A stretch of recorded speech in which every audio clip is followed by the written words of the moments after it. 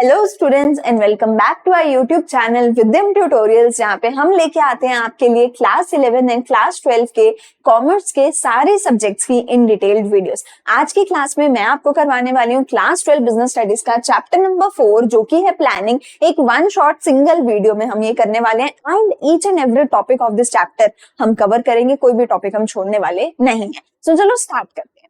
Start करने से पहले सबसे पहली चीज एक मैंने यहीं पे हमारी स्क्रीन पे लिखी हुई है, if you fail to plan you plan to fail. क्या बोला गया कि क्यों इतना इंपॉर्टेंट है हमारे लिए प्लानिंग, कि मैंने इसको एक पूरा चैप्टर ही बना दिया और आपको पूरा चैप्टर पढ़ा रही हूँ। प्लानिंग का इतना जरूरी क्यों है? क्योंकि क्या बोला जा रहा है भैया, अगर तुम प्लानिंग करने में फेल हो गए ना तो तुम्हारा प्लान यही है कि तुम फेल ही होने वाले हो। मतलब कि बिना प्लानिंग के तुम बिजनेस में मैनेजमेंट में फेल ही होगे अगर तुमने प्लानिंग नहीं करी तो। सो इसीलिए प्लानिंग जो है हमारे लिए बहुत इंपॉर्टेंट हो जाता है। मैनेजमेंट में बिजनेस में सबसे पहला काम ही हमारे पास प्लानिंग है, उसके बाद हम कोई भी दूसरा काम करेंगे। ऑर्गेनाइजिंग, स्टाफिंग, डायरेक्टिंग सब कुछ इसके बाद होगा। सबसे पहले हमें क्या करनी है? प्लानिंग। मतलब समझते हैं सबसे पहले प्लानिंग का मतलब क्या है। सो देखो, अकॉर्डिंग टू M.E. हार्ले, ये पर्सन का नाम है जिसने हमें डेफिनेशन दी है। डेफिनेशन एज इट इज आपको याद होनी चाहिए। Planning is deciding in advance. हम एडवांस में डिसाइड कर रहे हैं। क्या डिसाइड कर रहे हैं? What is to be done, कि क्या करना है फ्यूचर में। फ्यूचर में क्या करना है इसके बारे में एडवांस में डिसाइड करना, इसी को हम क्या बोल रहे हैं? प्लानिंग।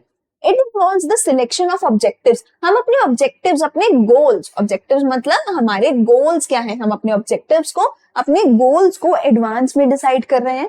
पॉलिसीज, हमने क्या पॉलिसीज बनानी है, क्या प्रोसीजर्स, प्रोग्राम्स, क्या कुछ हमने बनाना है बिजनेस में, क्या कुछ यूज करना है, वो सब कुछ हम डिसाइड करते हैं एडवांस में। फ्रॉम अमंग वेरियस ऑल्टरनेटिव्स, बहुत सारे ऑल्टरनेटिव ऑप्शंस होंगे, बहुत सारे गोल्स, बहुत सारी पॉलिसीज होंगी, उनमें से बेस्ट वाला डिसाइड करना। अभी के लिए प्रोसीजर क्या है, प्रोग्राम क्या है, इनका मतलब छोड़ दो, हम इनको आगे डिटेल में वीडियो में समझेंगे। तो हमारे लिए क्या है? एडवांस में फ्यूचर के लिए सब कुछ डिसाइड करना, इसी को हमने क्या बोला है? प्लानिंग बोला है।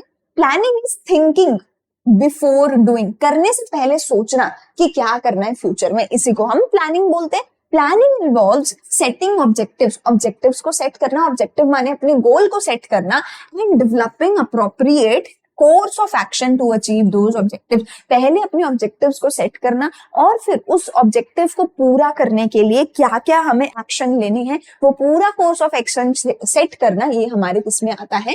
प्लानिंग के अंदर ही इन्वॉल्व होता है। आई होप डेफिनेशन सबको क्लियर होगी। अगली चीज मेरे पास आती है प्लानिंग के फीचर्स। सबसे पहला फीचर जो प्लानिंग का आता है वो है planning focus on achieving the objectives. अपने गोल्स को पूरा करने के ऊपर फोकस करता है प्लानिंग। ऑब्जेक्टिव्स क्या है? हमारे गोल्स, और इन्हीं गोल्स को फुलफिल करने के ऊपर जो है फोकस करता है प्लानिंग। इन्हीं गोल्स को लिए पहले इन्हीं गोल्स को हम सेट करते हैं प्लानिंग के अंदर, और फिर प्लानिंग के अंदर हम डिसाइड करते हैं कोर्स ऑफ एक्शन कि कैसे इन गोल्स को हमने अचीव करना है। Planning is a primary function of management. देखो, प्राइमरी का यहाँ पे मतलब क्या है? फर्स्ट। प्राइमरी से हमारा यहाँ पे मतलब क्या है? सबसे पहला। जैसे तुमने देखा भी होगा मैनेजमेंट में क्या होता है? Planning, organising, staffing, directing, controlling. तो सबसे पहला क्या है? Primary, planning. ठीक है। Planning is pervasive. परवेसिव मतलब एक बार फिर से एवरीवेयर, हर एक टाइप ऑफ ऑर्गेनाइजेशन में, चाहे वो छोटी ऑर्गेनाइजेशन है, बड़ी ऑर्गेनाइजेशन है, प्राइवेट है, सरकारी है, इंडिया में है, यूएस में है, कोई भी बिजनेस है, ईच एंड एवरी बिजनेस में प्लानिंग होगी ही होगी। प्लानिंग कंटिन्यूस, ऐसा नहीं कि एक बार कर लिया और हो गया। हर बार रेगुलरली हमें करते रहना है। हर महीने, हर हफ्ते, हर साल की अलग से हमें प्लानिंग करनी पड़ती है। कोई नया पॉलिसी बनाना पड़ता है, नया रूल बनाना पड़ता है, कुछ चेंजेस आ जाते हैं, उसके अकॉर्डिंग नए प्लान्स बनाने पड़ते हैं। सो कंटिन्यूस है, लगातार होती रहती है। Planning is futuristic. फ्यूचरिस्टिक मतलब कि हम फ्यूचर के बारे में सोच रहे हैं, हम पीछे नहीं देख रहे हैं, हम आगे देख रहे हैं कि आगे मुझे 2 साल में या 4 महीने में, 6 महीने में क्या गोल्स मुझे अचीव करने हैं, उनके लिए हम प्लानिंग कर रहे हैं। फ्यूचर में हम देख रहे हैं कि फ्यूचर में मुझे क्या चाहिए, उसके लिए मैं एडवांस में प्लानिंग कर रही हूँ। प्लानिंग डिसीजन मेकिंग, हम इसमें बहुत सारे तरीके के डिसीजन लेते हैं regarding the rules, regulations, policies जो भी हमें फॉलो करनी है, ऑब्जेक्टिव्स क्या सेट करने हैं, उनको कैसे पूरा करना है, इन सभी से रिलेटेड डिसीजन हम प्लानिंग में लेते हैं। अब देखो, इसमें ना एक चीज ये भी समझने वाली है कि प्लानिंग इन्वॉल्व डिसीजन मेकिंग। मतलब प्लानिंग करता कौन है, डिसीजन कौन लेते हैं? हमारे टॉप लेवल मैनेजमेंट। ठीक है ना। प्लानिंग यूजुअली कौन करती है? सिर्फ टॉप लेवल मैनेजमेंट करती है। तो अभी हम सिर्फ डिसीजन ले रहे हैं कि हमें काम करना कैसे, हम एक्चुअल में नहीं कर रहे, वो सब हम ऑर्गेनाइजिंग में करेंगे, स्टाफिंग में करेंगे। अभी के लिए तो हम सिर्फ अपने ऑफिस में एसी में बैठ के हमारी जो टॉप लेवल मैनेजमेंट है वो डिसाइड कर रही है, डिसीजन मेकिंग कर रही है कि फ्यूचर में हमें क्या क्या करना है, कैसे करना है, मतलब जो एक्चुअल में एग्जीक्यूशन का काम है वो ऑर्गेनाइजिंग से करेंगे। अभी प्लानिंग में सिर्फ सोच रहे हैं, डिसाइड कर रहे हैं। प्लानिंग इज मेंटल एक्सरसाइज, ठीक है, ये मैंने आपको बता दिया ऑलरेडी कि हम सिर्फ ऑफिस में बैठ के मेंटली डिसाइड कर रहे हैं कि क्या करना है क्या नहीं करना, एक्चुअल में फील्ड पे जाके अभी काम नहीं कर रहे, वो हम अगले स्टेप में, अगले चैप्टर्स में करने वाले हैं।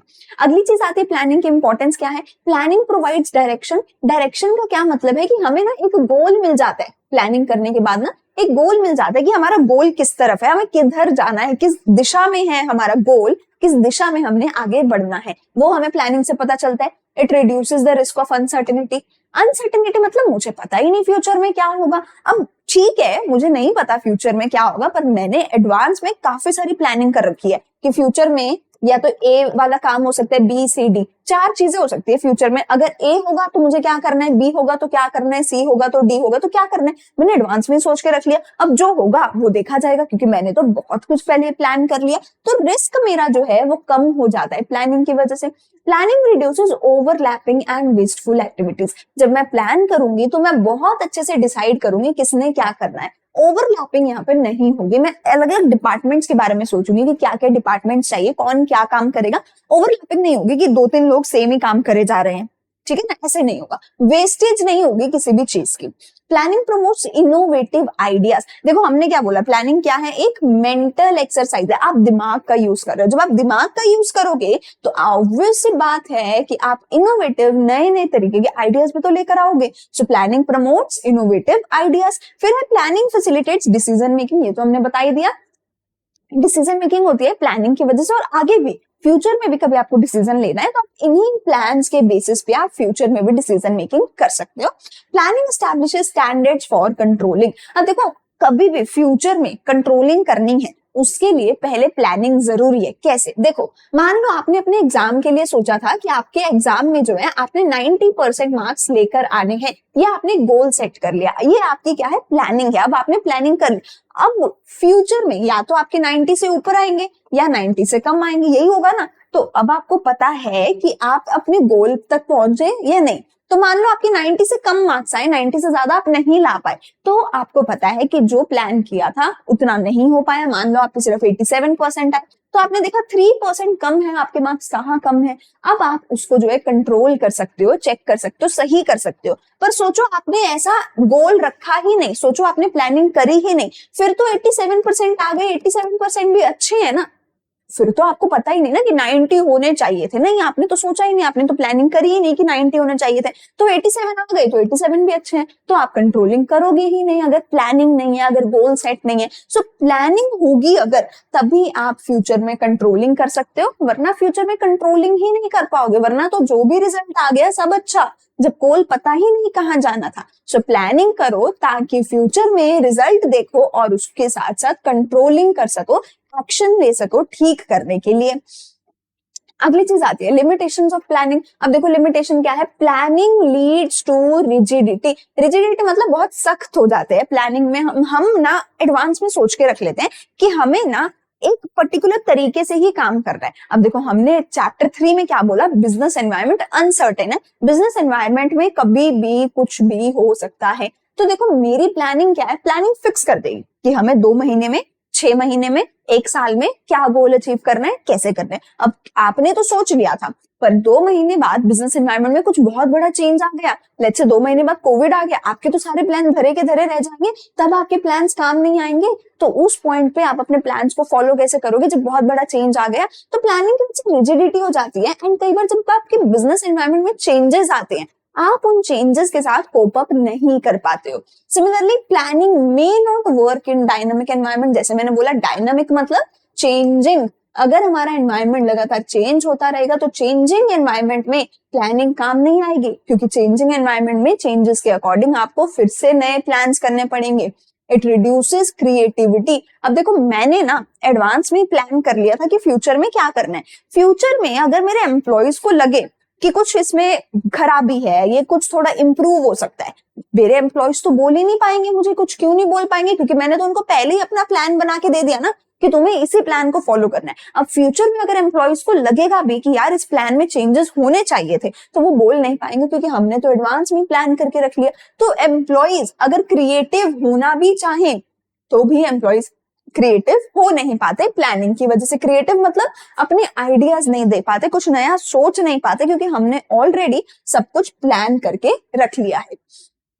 Planning involves huge cost. Huge cost क्यों बोल रहे हैं हम? क्योंकि प्लानिंग कौन करता है? जैसे मैंने पहले भी बोला, टॉप लेवल की जो हमारी मैनेजमेंट होती है वो प्लानिंग करती है। अब ये जो टॉप लेवल मैनेजमेंट होती है इसमें कौन होते हैं? सीईओज, डायरेक्टर्स, मैनेजर्स, ये लोग होते हैं। और इन लोगों की ही जो सैलरी होती है, इन लोगों की सैलरी लाखों में, करोड़ों में होती है। सो ये जो लोग जो प्लानिंग कर रहे हैं, इन सभी लोगों की बहुत ज्यादा सैलरी होती है। तो प्लानिंग में बहुत ह्यूज कॉस्ट इन्वॉल्व होती है। Planning is time consuming process. बहुत टाइम लगता है यार बैठ के सारे डेटा को चेक करना, फिर डेटा के बेसिस पे प्लानिंग करना, उसमें बहुत टाइम लग जाता है, कई बार महीने लग जाते हैं प्लानिंग करने में। लास्ट हमारे पास लिमिटेशन आती है, planning does not guarantee success. So देखो, आप कितनी भी प्लानिंग करते रहो, कुछ मर्जी सोचते रहो, होगा तो वही जो भगवान चाहेगा, है ना। सो एट द एंड आप प्लानिंग करके अपने रिस्क को मिनिमाइज तो कर सकते हो, आप प्लानिंग करके अपने रिस्क को, अनसर्टेनिटीज को मिनिमाइज कर सकते हो, बट फिर भी गारंटी नहीं है कि आप सक्सेसफुल हो जाओगे। आप अपनी तरफ से पेपर में पूरा पढ़ के जाते हो, बट फिर भी गारंटी नहीं है कि आप टॉप करोगे, आपके अच्छे नंबर आएंगे, ठीक है ना। सो सिमिलरली बिजनेस भी अपनी तरफ से प्लानिंग करके जो है अपने रिस्क को मिनिमाइज कर सकता है, अपना बेस्ट पॉसिबल दे सकता है, फिर भी सक्सेस की कोई गारंटी नहीं है। फ्यूचर में कुछ भी हो सकता है, अनसर्टेनिटीज हो सकती है, ठीक है। सो ये हो गई हमारी प्लानिंग की लिमिटेशन। इसके बाद अगली चीज हमारे पास आती है कि प्लानिंग का प्रोसेस क्या है, प्लानिंग के प्रोसेस में क्या क्या होता है, कैसे पूरा प्रोसेस लाइन बाय लाइन चलता है। सबसे पहली चीज इसमें हमारे पास आती है setting of the objectives. Objective specify what organisation wants to achieve. सबसे पहली चीज क्या है? ऑब्जेक्टिव्स, यानी कि अपने गोल्स को सेट करना कि हम क्या अचीव करना चाहते हैं। सबसे पहले हम इस चीज को सेट करेंगे। दूसरी चीज आती है डेवलपिंग प्रीमाइसेस। देखो प्रीमाइसेस क्या होता है? जैसे हमारा घर होता है, हम बोलते हैं ना हमारे घर को हम एक प्रीमाइस बोलते हैं, ठीक है। एक बाउंड्री है हमारे घर की, वो हमारा प्रीमाइस है। सिमिलरली यहाँ पे भी हम एक प्रीमाइस, एक बाउंड्री बनाना चाह रहे हैं कि इसी बाउंड्री के अंदर रह के ही हमें प्लानिंग करनी है। हम सबसे पहले क्या कर रहे हैं?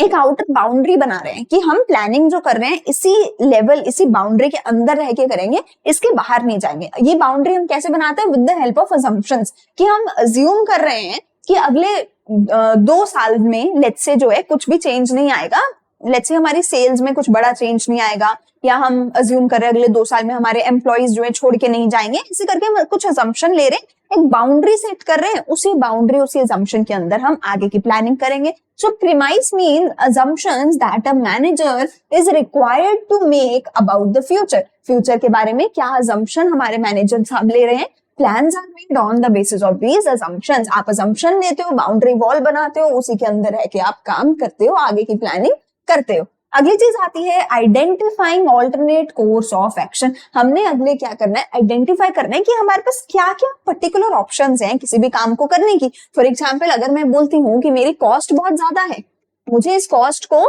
हमने क्या करना है, इस कॉस्ट को रिड्यूस करना है, तो उसके लिए बहुत ऑप्शन हो सकते हैं कि आप रॉ मटेरियल चेंज कर सकते हो, आप मशीनरी, लेबर, इलेक्ट्रिसिटी, बहुत चीजों में चेंजेस ला सकते हो। तो यू हैव ऑल्टरनेटिव्स, आपके पास बहुत सारे ऑल्टरनेटिव्स हैं कि आप किस किस चीज को चेंज कर सकते हो। तो अब हम सबसे पहले क्या करेंगे? आइडेंटिफाई करेंगे कि क्या क्या ऑप्शंस हमारे पास हैं। तो there may be various many ways to act and achieve the objective. All such alternative ways should be identified. सबसे पहले हम देखेंगे कि क्या क्या ऑल्टरनेटिव ऑप्शंस हमारे पास अवेलेबल हैं, उसके बाद हम इवेल्युएट करेंगे उन सारे ऑल्टरनेटिव कोर्सेज को, एंड लास्ट में हम सिलेक्ट कर लेंगे एक किसी सबसे बेस्ट ऑल्टरनेटिव को। तो जैसे मैंने बोला, सबसे पहले मैं देखूंगी मेरी कॉस्ट कम मुझे करनी है, कॉस्ट हाई है क्यों? रॉ मटेरियल की वजह से, मशीनरी की वजह से, इलेक्ट्रिसिटी की वजह से, लेबर की वजह से, ऑफिस के रेंट की वजह से, किस वजह से?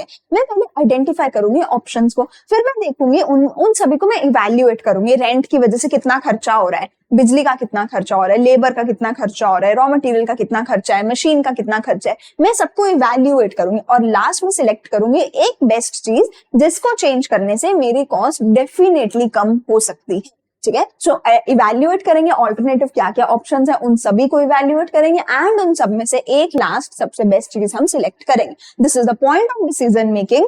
The best plan is adopted and implemented. तो ये हो गया हमारा पूरा प्लानिंग का प्रोसेस। पहले गोल सेट करना, प्रीमाइस यानी कि अजम्पशंस लेना, और उसके बाद देखना क्या ऑल्टरनेटिव्स हैं, सारे ऑल्टरनेटिव्स को इवेल्युएट करना एंड उन सब में से एक बेस्ट ऑल्टरनेटिव को सिलेक्ट कर लेना। ये होगा हमारा पूरा प्लानिंग का प्रोसेस। इसके बाद अगली चीज मेरे पास आती है जहां से मेरा मेन टॉपिक जो है शुरू होता है इस चैप्टर का, जहां से सबसे ज्यादा चांसेस होते हैं क्वेश्चन आने के, वो होते हैं हमारे टाइप्स ऑफ प्लान्स। देखो मेनली दो पार्ट्स में हमने टाइप्स को डिवाइड किया है। पहला होता है मेरे पास सिंगल यूज प्लान और दूसरा मेरे पास होता है स्टैंडिंग प्लान। सिंगल यूज नाम से आपको समझ आ रहा है जो एक ही बार यूज हो सकता है ऐसा plan. Single use plan they are developed for a one time event of और project that is not likely to be repeated in the future. कोई ऐसी चीज जो एक ही बार होगी और हमें लगता नहीं कि फ्यूचर में दोबारा होगी, उसके लिए हम क्या बनाते हैं, एक one time single use plan बनाते हैं। They are for non recurring situation, ऐसी चीजों के लिए जो बार बार रिकर नहीं करती, जैसे कि एक बजट। अब बजट जो है हम हर साल का नया अलग से बनाते हैं। बजट ऐसे नहीं कि उम्र भर का बजट एक ही बार बना के रख दिया, हर साल का बजट नया दोबारा से बनाया जाता है। प्रोग्राम्स एंड प्रोजेक्ट्स, प्रोग्राम्स के बारे में, इनके बारे में हम आगे अभी डिटेल में डिस्कशन करेंगे।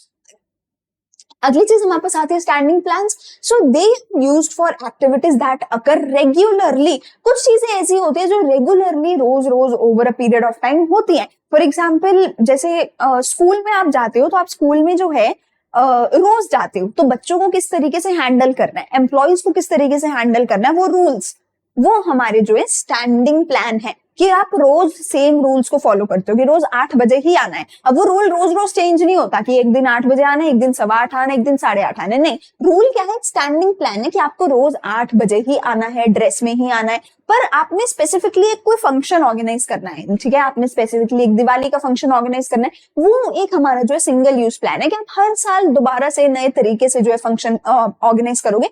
ऐसा नहीं कि एक बार ही बना के रख लिया प्लान कि हर बार ऐसे ही करेंगे, ऐसा नहीं होता। दिवाली के फंक्शन का प्लान, उसका बजट, उसका सब कुछ हर साल नए तरीके से किया जाता है। तो वो एक सिंगल यूज प्लान है कि एक बार कोई फंक्शन किया। पर स्टैंडिंग प्लान है कि आपने रूल्स है वो हमेशा सेम ही चलते हैं। तो रेगुलर जो चीजें हमारी यूज होंगी वो स्टैंडिंग प्लान में आती है। It is designed to ensure that internal operations of an organisation run smoothly. हमारे इंटरनल ऑपरेशन अच्छे से चले, इसमें हम क्या क्या पढ़ेंगे स्टैंडिंग प्लान में, policies, procedures, methods and rules, ये सारी चीजें हम स्टैंडिंग प्लान के अंदर पढ़ेंगे। लेकिन सिंगल यूज स्टैंडिंग प्लान को पढ़ने से पहले दो प्लान्स हमारे पास आते हैं जो ना तो स्टैंडिंग प्लान्स होते हैं और ना ही सिंगल यूज प्लान्स होते हैं। तो स्टैंडिंग प्लान मतलब जो बार बार यूज हो सके, एक ही बार प्लान किया, हमेशा यूज होता रहेगा लॉन्ग टर्म में। सिंगल यूज प्लान मतलब जब भी जरूरत है वो प्लान बार बार दोबारा से बनाया जाएगा। लेकिन दो प्लान ऐसे हैं हमारे पास जो ना तो स्टैंडिंग प्लान है ना सिंगल यूज प्लान है। तो पहले हमारे पास इसमें क्या आते हैं, objectives.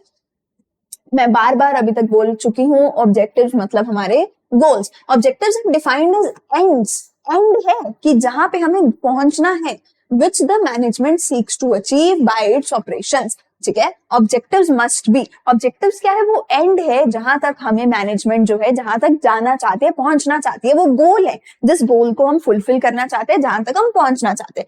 Now objectives must be, objectives में हमें क्या क्या होना चाहिए, पहली चीज हमारे ऑब्जेक्टिव्स अनएम्बिगुअस होने चाहिए, मतलब कंफ्यूजिंग नहीं होने चाहिए। ऑब्जेक्टिव्स में कुछ ऐसा नहीं होना चाहिए जो हमारे एम्प्लॉयज को समझ ही ना आए।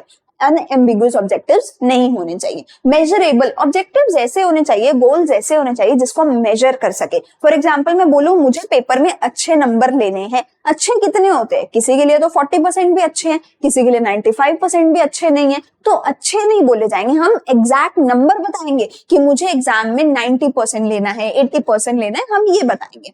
अचीवेबल ऐसे होने चाहिए जो हम अचीव कर सके। फॉर एग्जाम्पल एक कंपनी है जो आज 10 करोड़ कमा रही है, वो सोचे मैं अगले साल जो है 5,000 करोड़ कमा लूंगी, तो एक ही साल में 10 करोड़ से 1,000 5,000 करोड़ पे जाना अचीवेबल नहीं लगता। आप सोचो एक साल में 10 करोड़ से मैं 20 करोड़ 30 करोड़ पे जाऊंगी तो वो अचीवेबल लगता है। ठीक है, तो अचीवेबल गोल्स रखने हैं। ऐसे नहीं है कि हवा में कुछ भी बोल दिया इतना कर लेंगे फिर वो होगा नहीं, फिर हम दुखी होंगे, ऐसे नहीं करना।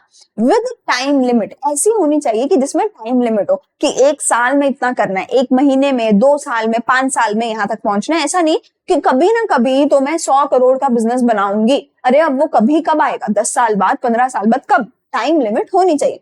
It should be linked with the outcome. Objective ऐसा नहीं होना चाहिए कि हमें पूरा साल अच्छे से पढ़ाई करनी है, ये ऑब्जेक्टिव नहीं होना चाहिए। मैं बोलूं कि मुझे आज के दिन में 4 घंटे पढ़ाई करनी है, ये ऑब्जेक्टिव नहीं होना चाहिए। मुझे ये बोलना है मुझे आज के दिन में 4 चैप्टर्स रिवाइज करने हैं। अब वो 4 चैप्टर्स 2 घंटे में, 3 घंटे में, कितनी देर में हो, आई डोंट केयर। हमें आउटकम के साथ, प्रोसेस के साथ नहीं, आउटकम के साथ लिंक करना है। क्योंकि अब देखो मैं बोलूंगी मुझे आज के दिन में 4 आवर्स स्टडी करनी है। मैंने गोल तो रखा ही नहीं कि 4 घंटे में कितना पढ़ना है, बस इतना बोला 4 घंटे पढ़ना है। अब वो 4 घंटे में चाहे तो मैं बस बुक लेके बैठे रहूं, पढ़ूं कुछ भी ना, या फिर मैं सीधा बोलूं गोल आउटकम कि मुझे आज के दिन में 2 चैप्टर्स कंप्लीट करने हैं।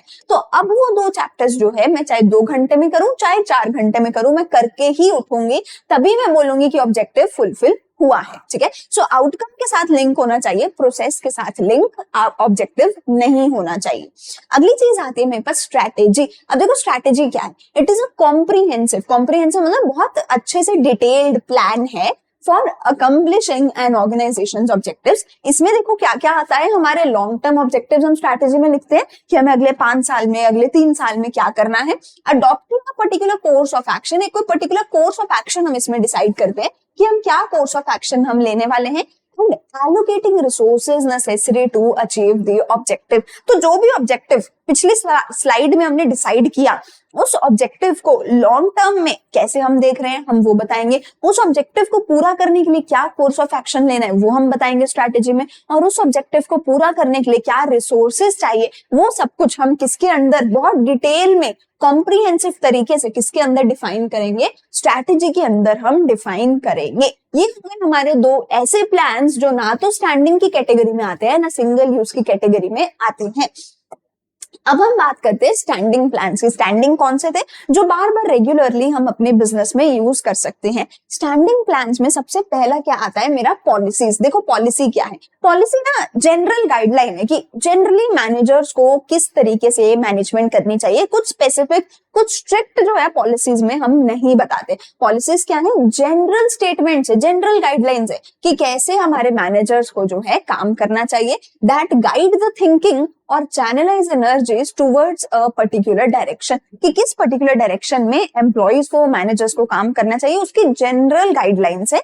The policies provide a basis for interpreting strategy. Policy के बेसिस पे आप जो है स्ट्रैटेजी को इंटरप्रेट कर सकते हो। Policies are guides to managerial action, managers को गाइड करती हैं and decisions in the implementation of strategy. देखो ध्यान से समझते हैं, पॉलिसी क्या है, हमारी एक जनरल गाइडलाइन है। फॉर एग्जांपल पॉलिसी में मैं बोलती हूँ कि मेरी रिक्रूटमेंट पॉलिसी है कि मैं उसी एम्प्लॉय को रिक्रूट करूंगी जिसके एटलीस्ट 12th पास तो होना चाहिए और 12th में एटलीस्ट 80% मार्क्स उस एम्प्लॉय के होने चाहिए, तभी मैं उसको आगे अपनी कंपनी में लेने का सोचूंगी। बट अगर किसी एम्प्लॉय के 80% भी नहीं है 12th में, तो मैं उसको स्ट्रेट अवे रिजेक्ट कर दूंगी। ये हमारी एक क्या है, रिक्रूटमेंट पॉलिसी है फॉर एग्जाम्पल। ठीक है, तो अब ये क्या है, जनरल स्टेटमेंट है, एक जनरल गाइडलाइन है कि कोई भी अगर आपको एम्प्लॉय जो है रिक्रूट करना है तो एम्प्लॉय रिक्रूटमेंट की क्या पॉलिसीज है। Similarly sales policy, similarly discount policy.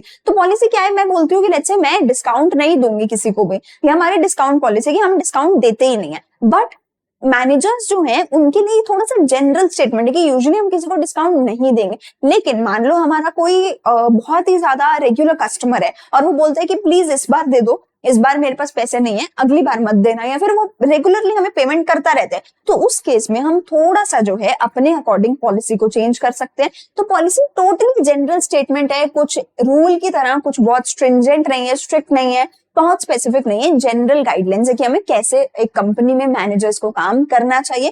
Company में हैव रिक्रूटमेंट पॉलिसी, जैसे मैंने बोला, प्राइसिंग पॉलिसी हो सकती है, within which objectives are set, उसके अंदर ही ऑब्जेक्टिव्स हमने सेट करे हैं और डिसीजन उसी के अकॉर्डिंग हमने लिए हैं। फॉर एग्जाम्पल रिक्रूटमेंट पॉलिसी में मेरा ऑब्जेक्टिव क्या है कि मुझे एटलीस्ट 12th पास वाले लोग तो चाहिए ही चाहिए, और उसी के अकॉर्डिंग मैंने डिसीजन लिया कि 80% जिसके 12th में होंगे मैं उसी को जो है आगे फर्दर अपने इंस्टीट्यूशन में रिक्रूट करने के बारे में सोचूंगी। तो हमारी हो गई रिक्रूटमेंट पॉलिसी। तो पॉलिसी क्या है, जनरल गाइडलाइंस है कि हमें कैसे काम करना चाहिए, मैनेजर्स को किस डायरेक्शन में काम करना चाहिए। अगली चीज आती है प्रोसीजर। अब देखो प्रोसीजर क्या है, मैंने बोला मुझे रिक्रूटमेंट करनी है। रिक्रूटमेंट में मैंने बोला कि ना तुम सिर्फ उन लोगों को ही रिक्रूट करो जिसने 12th पास करी हुई है। तो मेरे पास बहुत सारे लोग जो हैं अप्लाई करते हैं। अब मैं सबसे पहले तो उन लोगों में से सिर्फ उन्हीं के बारे में सोचूंगी, उन्हीं को रिक्रूट करना चाहूंगी जो 12th पास है। ये तो हो गई मेरी पॉलिसी, एक जनरल स्टेटमेंट हो गई। ठीक है, पॉलिसी ये हो सकती है कि मुझे हर साल 10 नए एम्प्लॉइज को रिक्रूट करना ही करना है, मेरी पॉलिसी ये हो सकती है कि मुझे हर साल एक पर्टिकुलर पोजीशन पे एम्प्लॉयज को रिक्रूट करना है, हमारी कुछ भी रिक्रूटमेंट पॉलिसी हो सकती है। अब उस रिक्रूटमेंट पॉलिसी के अकॉर्डिंग मैं रिक्रूटमेंट करना स्टार्ट करूंगी, ठीक है।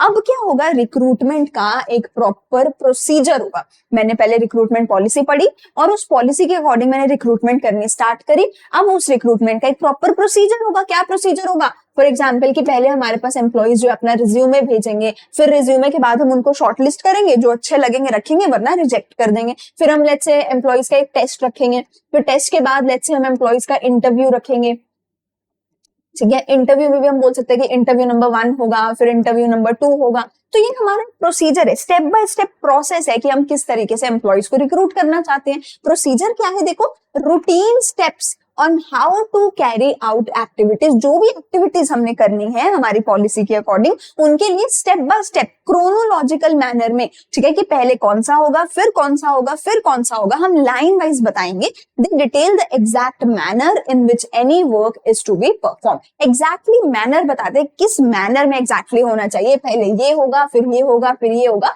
फिर ये होगा। तो देखो क्या बोला मैंने, सबसे पहले हम एक पॉलिसी सेट करेंगे कि हमने रिक्रूटमेंट किस पॉलिसी के अंडर करनी है। फिर पॉलिसी सेट करने के बाद हम क्या बनाएंगे, पूरा प्रोसीजर बनाएंगे line wise, step by step, कि स्टेप 1 क्या होगा, स्टेप 2 क्या होगा, स्टेप 3 क्या होगा। और उसके बाद प्रोसीजर के बाद हम क्या लेकर आएंगे जी, मेथड।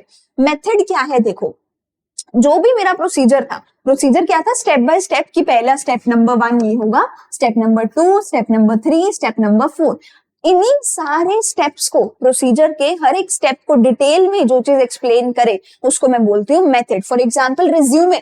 अब रिज्यूमे शॉर्टलिस्ट करना है या रिजेक्ट करना है, वो किस बेसिस पे करेंगे, वो पूरी डिटेल में बताई जाएगी कि रिज्यूमे को शॉर्टलिस्ट करने का मेथड क्या है, तरीका क्या है। समझ रहे हो? पहले पॉलिसी सेट करी, फिर पॉलिसी के अकॉर्डिंग हमने क्या बनाया, स्टेप बाय स्टेप प्रोसीजर बनाया। फिर हर एक स्टेप को डिटेल में एक्सप्लेन करने के लिए हमने क्या बनाया, मेथड, कि रिज्यूमे शॉर्टलिस्ट करने का मेथड क्या होगा, टेस्ट लेने का मेथड क्या होगा, इंटरव्यू का मेथड क्या होगा। देखो मेथड क्या है, provides the prescribed ways or manners in which a task has to be performed। एक टास्क, हमारा जो भी प्रोसीजर था उसका कोई भी पर्टिकुलर एक टास्क हम कैसे करेंगे, considering the objectives को ध्यान में रखते हुए। So it deals with a task comprising one step of a procedure। जो भी मेरा प्रोसीजर था, ये पूरा, इस सारे प्रोसीजर का कोई एक पर्टिकुलर टास्क कैसे किया जाएगा, कोई दूसरा पर्टिकुलर टास्क, तीसरा टास्क, चौथा टास्क, सारे कैसे करेंगे वो हम कैसे पढ़ते हैं, किसमें पढ़ते हैं, मेथड में, ठीक है। It deals with a task comprising one step of a procedure and specifies how this step is to be performed। बताता है, स्पेसिफाई करता है ये पर्टिकुलर स्टेप कैसे होगा। मेथड क्या है, रिज्यूमे शॉर्टलिस्ट करने का, टेस्ट लेने का, इंटरव्यू लेने का, क्या मेथड है। The method may vary from task to task। Method अलग होगा, ऑब्वियस सी बात है। रिज्यूमे का शॉर्टलिस्ट करने का मेथड अलग होगा, टेस्ट लेने का मेथड अलग होगा, इंटरव्यू लेने का मेथड अलग होगा, and so on and so fourth. तो हमारे मेथड जो है वो हर टास्क के लिए अलग होंगे। मेथड क्या है, प्रोसीजर के बाद अगली चीज, सबसे पहले पॉलिसी बनाई रिक्रूटमेंट की, फिर प्रोसीजर सोचा क्या प्रोसीजर होगा रिक्रूटमेंट का।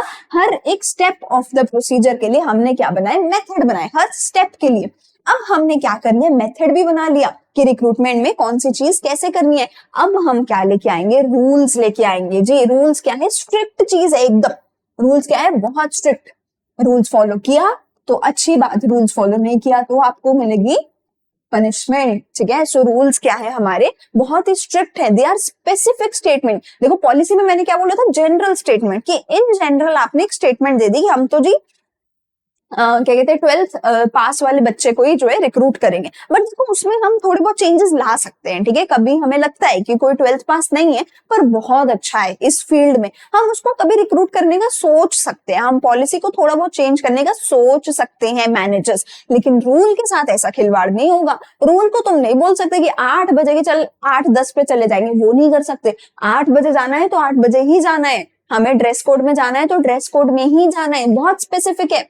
that inform what is to be done, जो बताती हैं कि कैसे क्या करना है. They do not allow for any flexibility or discretion. Rules जो है बिल्कुल भी आपको कोई फ्लेक्सिबिलिटी नहीं देते. देखो रूल और पॉलिसी में ना एक और फर्क मैं समझाती हूँ. रूल्स ना हमारे एम्प्लॉइज को बताते हैं how to behave in an organisation. ठीक है, रूल्स आपको ना यूजुअली ये बताते हैं कि आपको लड़ाई नहीं करनी है, आपको गुस्सा नहीं करना है, आपको अपने ही जगह पे बैठना है, इधर उधर नहीं घूमना है, आपको लंच टाइम पे लंच करना है, लंच टाइम इतने से इतने ही होगा, इतने बजे पहुंचना है, ये ड्रेस कोड है, आपको शोर नहीं करना है, आपको फोन बंद रखना है. आप समझिए, आपको ये बता रहे हैं कि आपको बिहेव कैसे करना है when you are in this particular organisation. इसमें आपके काम से रिलेटेड ज्यादा कुछ नहीं होगा कि काम ऐसे करना है एंड ऑल ऑफ दैट. नहीं, इसमें यूजुअली एम्प्लॉइज को ये बताया जाता है कि आपको बिहेव कैसे करना है when you are in this organisation. And अगर आपने वैसे नहीं बिहेव किया तो बहुत स्ट्रिक्टली जो है आपके साथ एक्शन लिया जाएगा. पर ऑन द अदर हैंड जो पॉलिसी होती है ना, हमारी पॉलिसी में हम क्या बताते हैं अपने एम्प्लॉइज को, हाउ टू वर्क, कि आपको काम कैसे करना है. समझ रहे हो, पॉलिसीज यूजुअली आपके काम से रिलेटेड होती हैं कि आपको रिक्रूटमेंट कैसे करनी है, प्राइस कैसे डिसाइड करना है, डिस्काउंट कैसे कब देना है, सेल कैसे करनी है, वो हमारी पॉलिसी होती है. It tells how to work. हमारे एम्प्लॉइज को ये बताया जाता है. इसमें ये नहीं बोला कि 8 बजे आना है, तुम 8 बजे आ गए, वो तुमने रूल में सुना. अब 8 बजे आने के बाद काम क्या करना है. ठीक है, जो भी काम तुम कर रहे हो वो काम कैसे करना है. ठीक है, अब तुम्हारी सेल्स का अगर काम है, उस सेल्स के काम को कैसे करना है वो बताती है तुम्हें तुम्हारी पॉलिसी. ठीक है, सो आई होप तुम्हें डिफरेंस सबके बीच में समझ आया होगा. लास्टली हमारे पास बचते हैं हमारे 2 single use plan after doing standing plan. तो एक बार स्टैंडिंग प्लान को अगर मैं थोड़ा सा रिकैप दूं, स्टैंडिंग प्लान्स में हमने क्या क्या बोला. सबसे पहले हमने बोला काम कैसे करना है, उसके लिए पॉलिसी बनाई जाती है. पॉलिसी के अकॉर्डिंग हम एक स्टेप बाय स्टेप प्रोसीजर बनाते हैं, हर एक स्टेप की इन डिटेल हम मेथड बनाते हैं. एंड लास्टली हम बनाते हैं रूल्स जो सबको फॉलो करने होते हैं. नहीं फॉलो करोगे तो स्ट्रिक्ट एक्शन आपके ऊपर लिया जाएगा. अब इसके बाद हमारे पास आते हैं 2 सिंगल यूज प्लान, जिसके बाद हमारा चैप्टर खत्म हो जाएगा. पहला सिंगल यूज प्लान मेरा आता है प्रोग्राम. प्रोग्राम क्या है, देखो जैसे मैंने बोला था कि तुम्हें स्कूल में कोई फंक्शन करना है, वो function is like a programme. ठीक है, तुम ऐसा बोलो स्कूल में एक प्रोग्राम करना है तुमने. ठीक है, दिवाली का फंक्शन है, दिवाली का प्रोग्राम है, तो वो हर साल नए सिरे से तुम डिसाइड करोगे. हर साल उसके अकॉर्डिंग तुम अलग रूल्स बनाओगे, नया बजट बनाओगे, नई पॉलिसी बनाओगे, नया प्रोग्राम, नया प्रोसीजर बनाओगे, नए मेथड बनाओगे. सब कुछ डिफरेंट होगा every year when you are doing a programme. Programme क्या है कि तुमने एक बार कोई पर्टिकुलर प्रोग्राम रखा है, कोई पर्टिकुलर फंक्शन रखा है, उसके लिए पर्टिकुलरली अलग से सब प्लानिंग करी जाएगी. ऐसे तो मानो ट्रिप, एक बार जिंदगी में तुम ट्रिप पे गए, ठीक है ना, तो ट्रिप पे तुम जब भी जाते हो हर बार ट्रिप की प्लानिंग अलग से करते हो. ऐसा नहीं कि एक बार ही प्लान करके रख लिया उम्र भर के ट्रिप्स का, ऐसा नहीं करते. जब भी ट्रिप पे जाते हो प्लानिंग नए तरीके से करते हो. वही चीज यहाँ पे है. प्रोग्राम क्या है, एक पर्टिकुलर फंक्शन एक जैसे तुम्हें करना है. So programs are detailed statements about a project. एक पर्टिकुलर प्रोजेक्ट होगा तुम्हारा कोई, उसकी डिटेल्ड स्टेटमेंट.